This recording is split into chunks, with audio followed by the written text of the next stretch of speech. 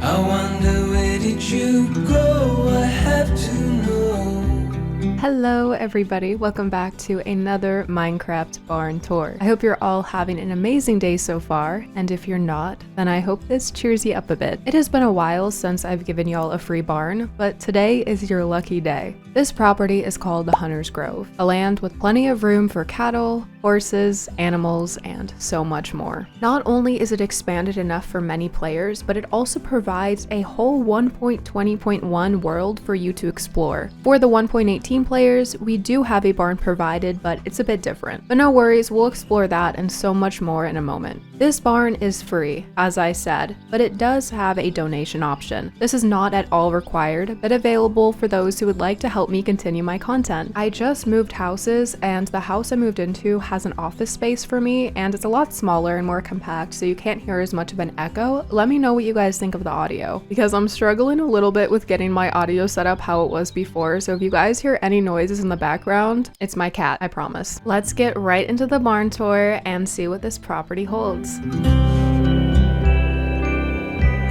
Your hair was just so, and your eyes were also. All my dreams are now. I wonder where did you go? I have to know. Golden. Hunter's Grove is a property that was originally made by my staff members, Boo and Riley. This land is filled with plenty of structures that are ready for personalization and decoration, and also a Minecraft world that awaits exploration and adventure. Speaking of that, adventure is calling, and Kinetic hosting is ready to answer. It's the service I trust for all of my games, especially Minecraft. With tons of supported games, awesome deals, and top-tier customer support, they've never let me down. Kinetic even provides a pre-made order that lets you open up a server with my mod pack immediately. So use code Peachy at checkout for 15% off your first purchase, and know that it helps me out too. Big thanks to everyone using the code and Kinetic Hosting for partnering with me on this journey. Let's kick off things with an overhead look of the layout. This barn sits neatly on a single plot size on my server, smaller than some of my other builds, but don't let the compact look fool you. It's streamlined, efficient, and easy to navigate. Everything's within reach without feeling crowded. There's no big flashy entrance here, just a humble start right in the barn. This is not your everyday barn, and I promise I'm not trying to make the barn sound like a pick-me. I'm not like other barns. Think of it as an indoor arena that swallowed a village. An arena with 20 decorated stalls wrapping around it, all under one massive roof. 16 of them are standard, and 4 are extra spacious, perfect for foals, mares, or whatever beloved critters you want to tuck in safe for the night. I don't just house horses in mine. Sometimes the outdoor pens fill up, and in go the chickens, cows, or even my little mushroom gremlins. Look at them, just shuffling around, doing their mushroom thing. Scattered throughout the barn are little rooms and open spaces just asking for personalization. Tack rooms, feed storage, wash bays, and cozy corners for whatever else you need. I highly encourage you to treat any barn you get from me, whether you paid for it or snagged it for free, as a canvas. Want to tear down a wall? Go for it.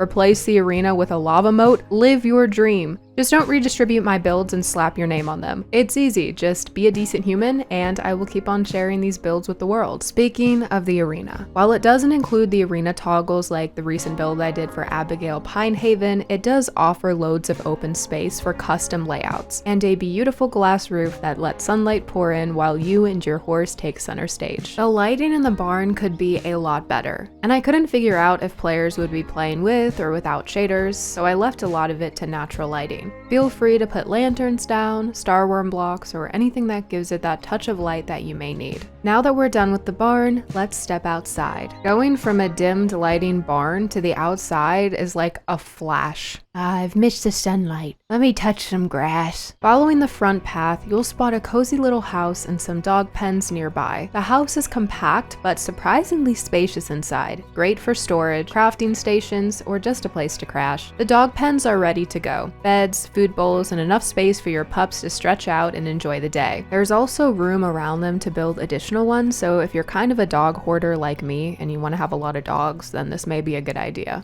There is a basement to the house. It's not really built up very much, but it is an aquarium. It's very dark in here, so you're going to need to put some lighting in here, but it has some fish tanks, and it also has a large tank in the middle fit for some bigger aquatics as well. And there's also a few different rooms and channels where you can build some areas. For example, you can put some turtles in here, some snakes. It's just a general idea at the moment. I'm gonna give myself night vision so you guys can properly see. Like I said, it's a pretty big work in progress, but if you guys want aquatics and sea animals in your barn setup, then there is this option. But if you are somebody who isn't really a big fan of aquatics or doesn't see a reason for this, you guys can always block off the entrance, which is just behind the house. Flanking the dog pens are roomy pastures on both sides, ideal for 5 to 6 SWEM horses at a time, before they start throwing shade over personal space. I respect them for that though, because I also like my personal space. If I was eating hay on a nice sunny day and I heard a snort and turned around and there was a horse right beside me,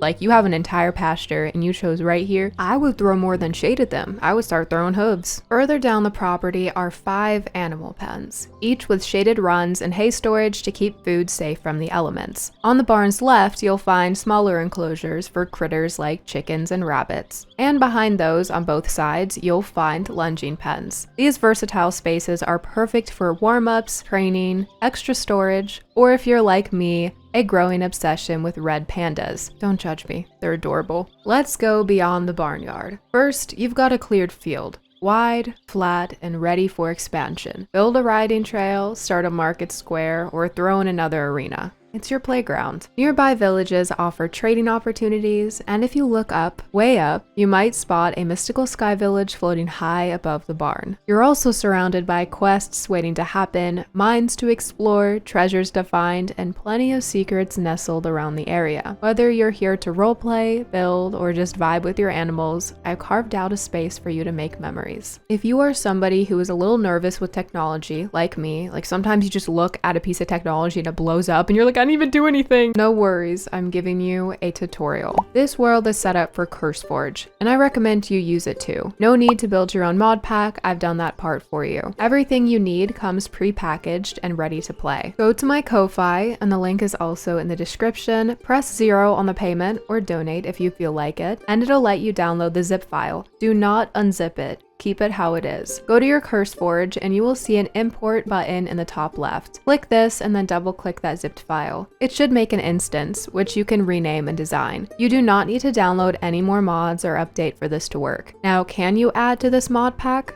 Of course, but I always recommend do not add mods in mass forms. Add them one by one, and then load up the mod pack to see if it gives any problems. This goes the same for updating mods in the pack. I recommend not doing it all, but if you need to, then do them one by one. This pack needs at least 6 GB of RAM to run, but I recommend 8 GB as a safe spot. World Edit is disabled due to it causing so much lag, but you can re-enable it if needed. If you have any issues, concerns, or need help, you can always join my Discord and make a help ticket. If you end up getting the barn or have suggestions for another build, please comment down below. Riley's Ko-Fi will be in the description. A big thank you to Boo and Riley once again for allowing me to use this property. And I promise I will be back very soon with some new barns and also some updates to my 1.18 barn, so all of you 1.20 crowd can play alongside. Thanks for watching. I hope you all have an amazing rest of your day. Stay healthy and safe and hydrated, and I will see you in the next video or stream. I wonder where did you go? I have to